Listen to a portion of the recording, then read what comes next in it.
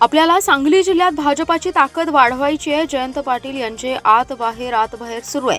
लोकांना बरोबर घेऊन नव्या कार्यकर्त्यांना संधी देऊन आगामी नगरपालिका, जिल्हा परिषद, पंचायत समितीच्या निवडणुका ताकदीने लढवायच्या आहेत। सांगली जिल्हा परिषदेवर भाजपचा झेंडा फडकवण्यासाठी कामाला लागा।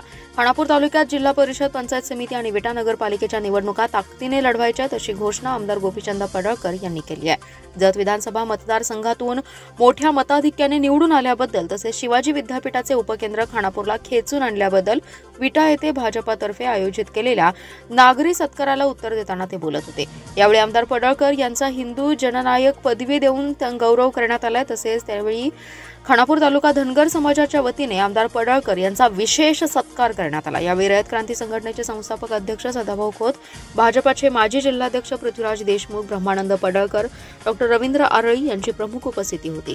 यावेळी बोलताना आमदार पडळकर म्हणाले, आपल्याकडे लढणारे आणि विरोधकांना लोळवणारे अनेक उमेदवार आहेत। पंचायत समिती, जिल्हा परिषदेत या तालुक्यात परिवर्तन झालं पाहिजे, नवीन लोकांना संधी मिळाली पाहिजे।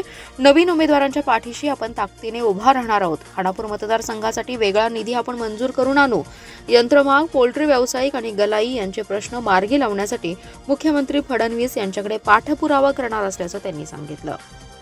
परवा आणि तेरवा 3 दिवस 9 जिल्हा परिषद गट। आता बाबा आपली जबाबदारी वाढली आहे।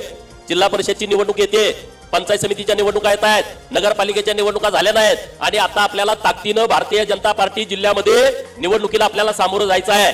जयंतरावचं तळ्यात मळ्यात आहे, त्यांना कुठं जायचं अजून नक्की नाही, परंतु त्यांचा एक अजेंडा पक्का आहे। कुठं पण जाऊ दे, सदाभाऊ असतील, गोपीचंद असेल, पृथ्वीराज बाबा असतील, डॉक्टर असतील, यांच्या विरोधामध्ये ताकदीनं लढायचं। त्यांना गट नाही, पक्ष नाही, विचार नाही, काय नाही, पण आपण पण ठरवू, लोकांना सोबत घेऊन नवीन कार्यकर्त्यांना संधी देऊन आपण नगरपालिका, पंचायत समिती आणि जिल्हा परिषदच्या निवडणुका लढवू आणि सांगलीच्या जिल्हा परिषदवरती भारतीय जनता पार्टीचा झेंडा रोवू। आपण रवायचं ना? खानापूरमध्ये जिल्हा परिषद आणि पंचायत समिती लढवायची की नाही? ताकदीचे उमेदवार आपल्याला पण आहेत, असं तुम्ही काय लेचपेचं आपल्याला गडी नाहीत। आपला आता इथं 2-4 गडी असा आहेत ना, कुणाला पण लोळवतील। आता नाव घेत नाही तुम्हाला, त्यांचं का नाव घेतलं? असे गडी आहेत तिथं खानापूरला पण। निवडणूक आपण ताकदीला लढवायची आणि लोकांना सोबत घेऊन लढवायचं आहे। आपल्याला वैयक्तिक काही नको आहे।